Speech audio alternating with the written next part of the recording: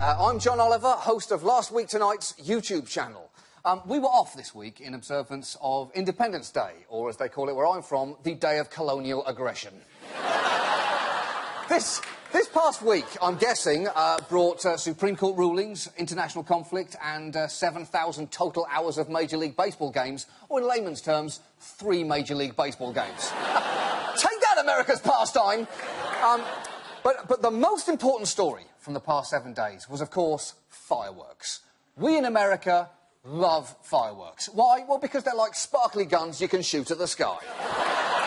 And that is why Last Week Tonight has brought you comprehensive coverage of every July the 4th fireworks display that happened this week. First of all, parking was a nightmare for you. There were several spots that looked like spots but turned out not to be spots. The experience brought couples of 20 years to the precipice of divorce. Classical music was playing because everything seems like a cultural event when there's classical music there. If they played Vivaldi at monster truck rallies, schools would start taking field trips there.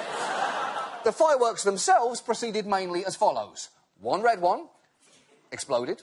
Then a blue one, it also exploded. And then a white one followed and also exploded. Then, of course, red, white and blue all at once. That's fireworks' greatest hits right there. There were a bunch that went like... and there was one that went...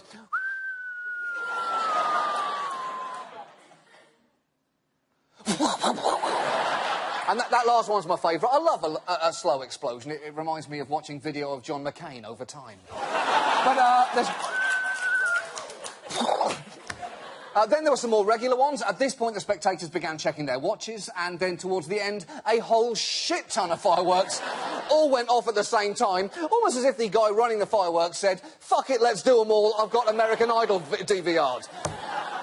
The classical music then reached a crescendo and stopped abruptly, allowing all those in attendance to hear the terrified yelps of all the children and pets nearby.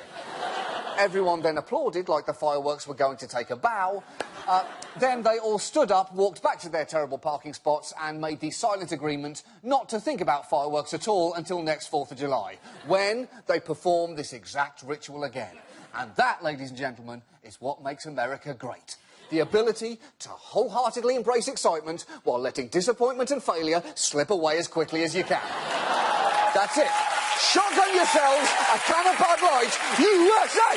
USA! USA!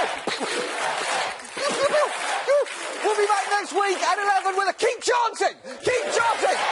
We'll be back next week with a new episode at 11 o'clock. Until then, chant patriotically at home. We'll see you. USA! USA!